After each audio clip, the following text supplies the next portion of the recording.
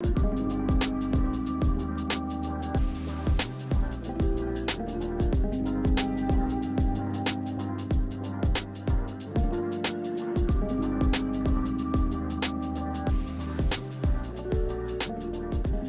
everyone, my name is Rick Jenkins and I'm the publisher at GSA Business Report, the media company that serves high-level business executives in the upstate of South Carolina. Welcome to SC Biz TV. Thank you for joining us today for episode number 19 in our ongoing video series, Coffee With. Today I'm having coffee with Stephen Davis, the president and CEO at Davis & Floyd, a privately owned multidiscipline engineering firm with 5 offices in South Carolina, including Greenwood and Greenville. Welcome, Stephen.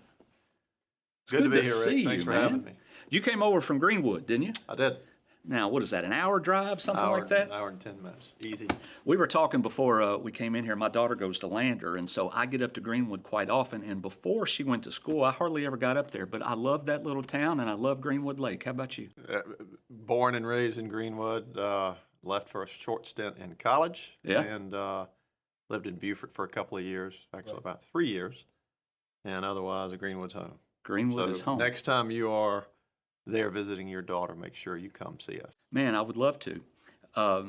Talking about college, the Citadel, graduated 85. Correct. Degree in civil engineering. Have I got that right? You do. Tell me about the Citadel, man. Every time that I meet somebody from the Citadel, I'm always like, a little intimidated, to be quite honest with you. Somebody who could go to the Citadel and do that, I could not do it. How did you like it? My father was smart to send me to a medium security college. He knew what he was dealing with, right? No question. No question. After playing 3 sports in high school and not to focus on academics that I later developed at the Citadel. Right. I found it to be a unique experience and would do it over again today. Right. As a friend of mine has said, you don't have to worry about what time you get up, what you're going to wear, or where you're going to eat. Because you're told. Because it's the same ritual every day. So It's it was a great experience, and I've remained involved with the college. Yeah. Through service on the Citadel Foundation board. And that has been one of the all-time highlights of my my working career in the philanthropy side or the service side, giving back to the college. So you're over there quite often then? I was. Yeah. I was during a 2-year stint as chairman. Great school, great mission, great team at the Citadel Foundation that today is doing great things for our college. Well, every time I go to Charleston, I won't say every time.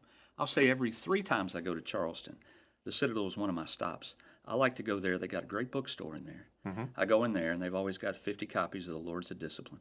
And, I just poke around, and great place. But anyway, it's an honor to have a Citadel graduate here, so welcome. Let's talk about Davis & Floyd.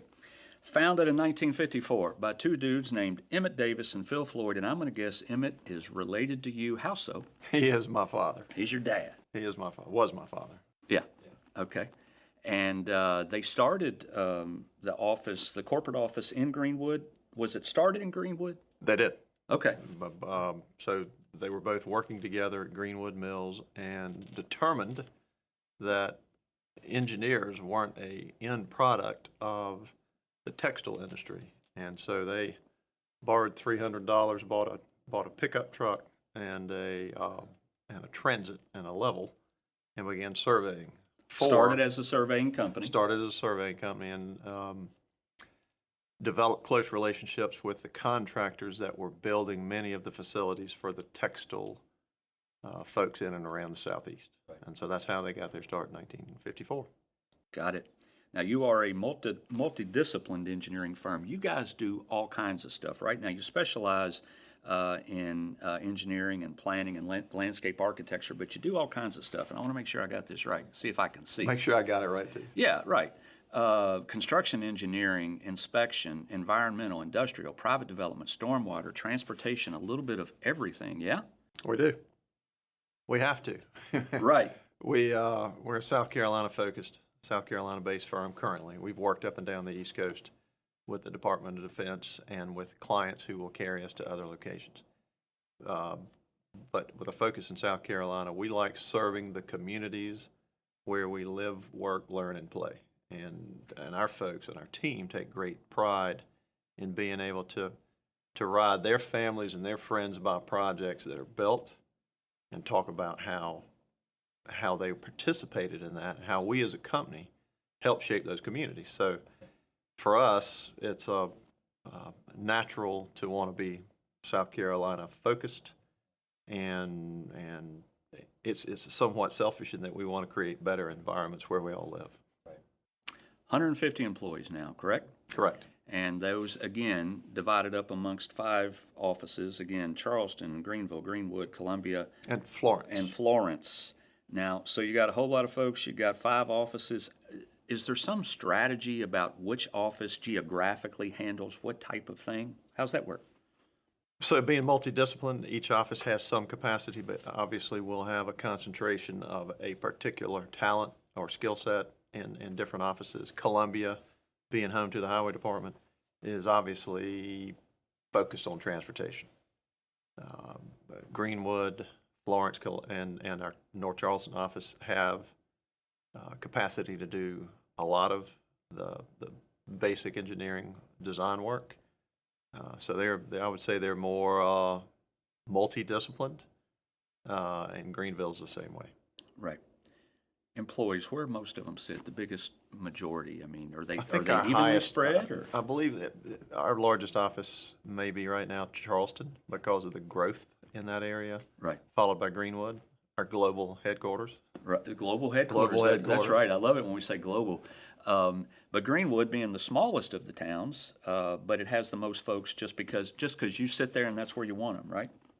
You know, we take pride in being able to talk about being a large engineering firm in a small town. Yeah. Right. And because many of the communities where we want to come alongside the leadership of those towns, the municipalities, wherever our client is where we want to serve them. And a lot of those are in small towns like Greenwood, or a lot smaller. Yeah. And so we take pride in that, and it gives a lot of folks room for you're based in Greenwood? Right. Yeah, we sure are. You mean Greenville? No, get that a lot. Yeah, but I bet. We like that we're still headquartered where we were founded. Yeah, I can understand that. I'm sure your dad would like that too, right? Yeah. I mean, and for generations or for decades, he and Mr. Floyd would go and work all over the Southeast, but come home to roost in Greenwood. Right. Let's switch gears and talk about Habersham. Quite the unique, interesting community over in the Low Country. Where is it located? It's in Right outside of Beaufort. Beaufort, right? Okay. And now this community has been around for a quarter century, 25 years. You all have been involved with it from the very beginning. Now we're talking an award-winning community. Coastal Living Magazine, I believe, named it one of the top 20 places to live in the country on the coast. Tell us about it and how you all are involved.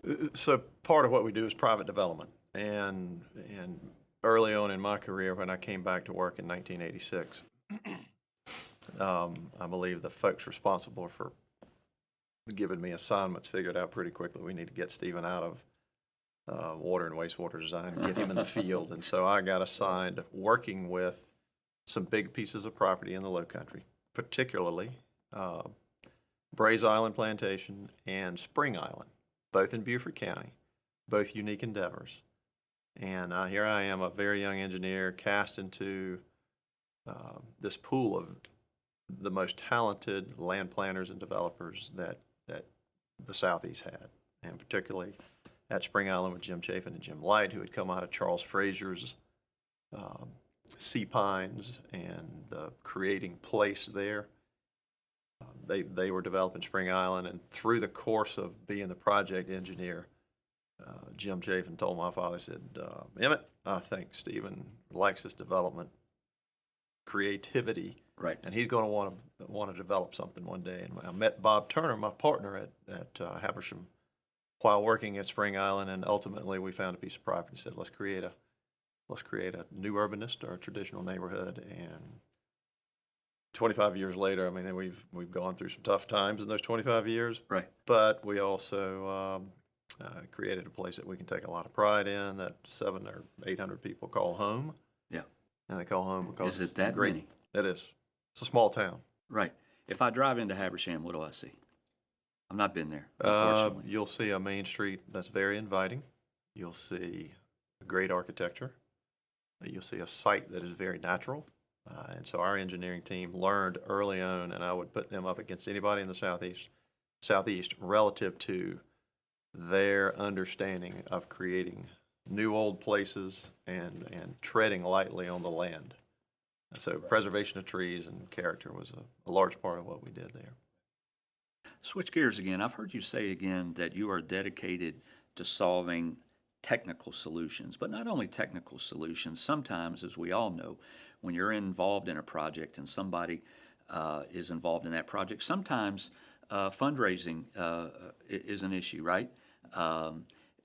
Getting those dollars can sometimes also be challenging and present situations where you have to come up with creative solutions. Tell me about that. I would assume you have to deal with that often as well. We do.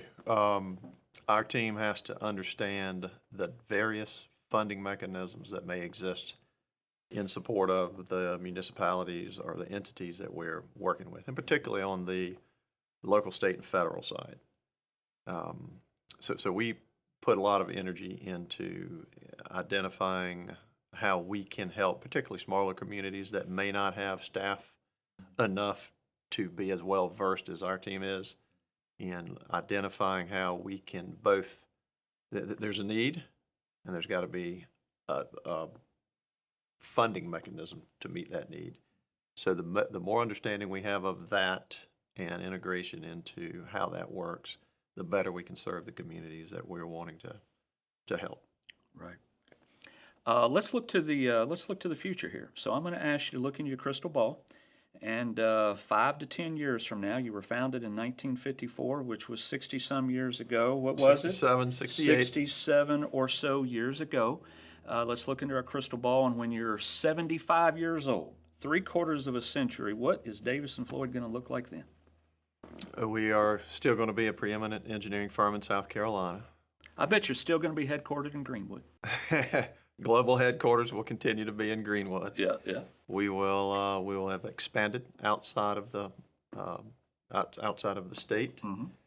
We will continue to grow our team through great internship programs and great cooperative programs, which have become very paramount in learning where the talent is and letting the talent learn that they want to become part of our team. We will have expanded our services.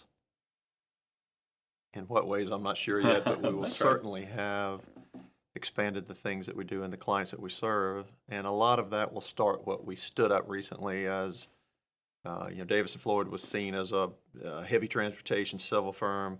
We have a team of really good, young, dynamic land planners, and we created the DF, or Davis & Floyd Planscape Studio, which is really a combination of planning and landscape architecture. Every project starts with a plan, and this is a way to soften how so many people may look at Davis & Floyd and integrate us into cities like Greenville, park design, right. Creating places where people want to be. And that is how, in the future, that 5 to 10 years, we will have made an additional impact and become more integrated and involved with projects early on. Right. Might you have an additional office somewhere? We will have offices. Where do you think it will be? We will have established offices in coastal plains because that's where I want to be. Oh, well, and you can probably make that decision. So good for you. I do. Coastal plains. I will seek counsel from myself and see where we may want to land. But right. we'll continue to be a dynamic firm and make an impact in South Carolina and surrounding states, working with a great team that's serving great clients. I'm sure you will. I always get people out of here on this last question, and it is the University of South Carolina or Clemson. Tell me which. Which for what? For football? Who? That's easy. Okay, who? Clemson. Clemson. Okay, all right. So on Saturdays when they're playing, that's who you're rooting for, the Clemson. Well, I've had 2 boys at Clemson. Okay, and well, I have one still there. That's and then We're about an hour and 15 minutes away, heavy That's right. Clemson firm. Yeah. And Well, I get to hear everything I want to know about Clemson around the coffee pot first thing Monday I'm morning. sure you can. And if the boys graduated from there, it is completely logical that that's where your loyalties lie. I mean, come on, right? Well, I'll let them duke it out. Thank goodness for that rivalry. I'll just stick Yeah. to my medium security college roots down at the Citadel. I hear you. Yeah, Stephen, I appreciate you joining me. yeah, Rick, thank you for having me. We appreciate the opportunity to tell our story a little bit. It's a good story. I'm excited about what you've been doing and the great work y'all have done. Well, thank you. Folks, that is Stephen Davis. He is the president and CEO at Davis & Floyd, multidisciplinary engineering firm global headquarters in Greenwood, South Carolina. Stick around on SCBiz TV. See if there's anything else you like. Subscribe to our channel. Like this video. See you next time.